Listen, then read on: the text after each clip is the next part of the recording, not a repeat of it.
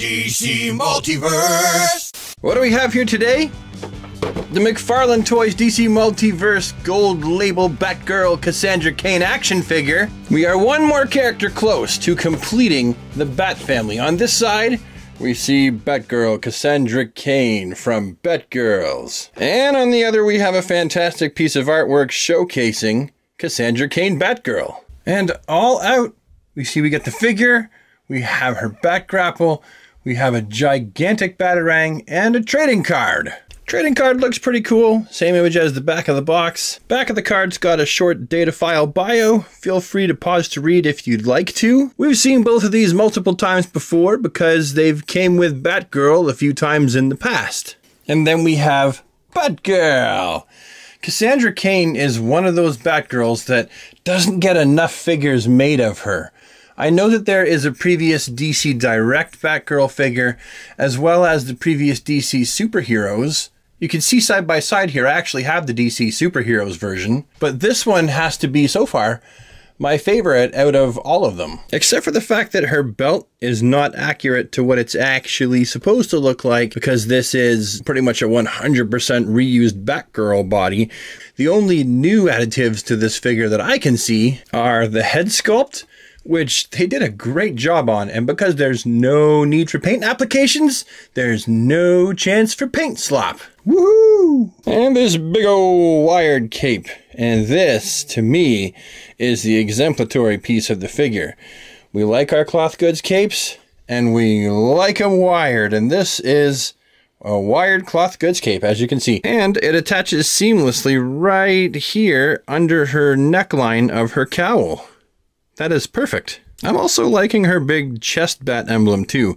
I think that looks really nice. I mean, yeah, her feet are not accurate, and neither are her gloves in comparison to the source material she's based off of. But in comparison to her Bat family here, she fits in just fine.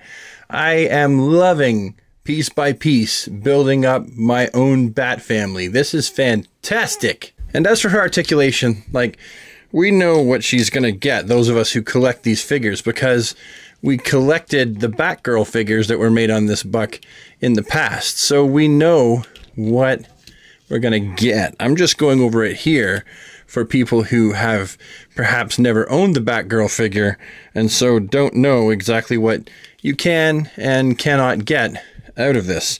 I like the fact that torso has a nice active ball joint right up there in the chest, and of course she's got waist articulation. Mine is kind of tight. I'm not even going to bother pushing it because I like it the way it is. I don't want to have to fiddle with it, but I assure you it does have a 360 range right there.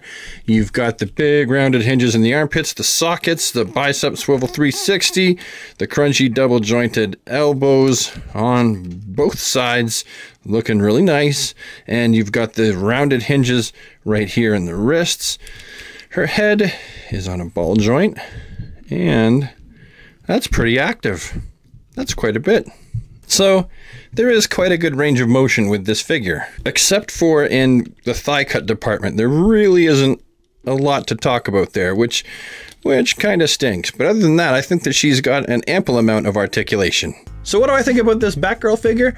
Well, honestly, I'm just really stoked I have another character to add to my Bat family. I like the fact that it keeps growing and growing and growing. This is the kind of thing I like to see from McFarlane Toys DC Multiverse, is more non-Batman characters. They can be Bat family related, but characters that are not Batman. Unless, of course, they're really classic, iconic takes on Batman. Or Scuba Batman. I want Scuba Batman. Anyway, that's all I have to say for now, so have yourself a super awesome, fantastic DC day, and I will see you in the next one.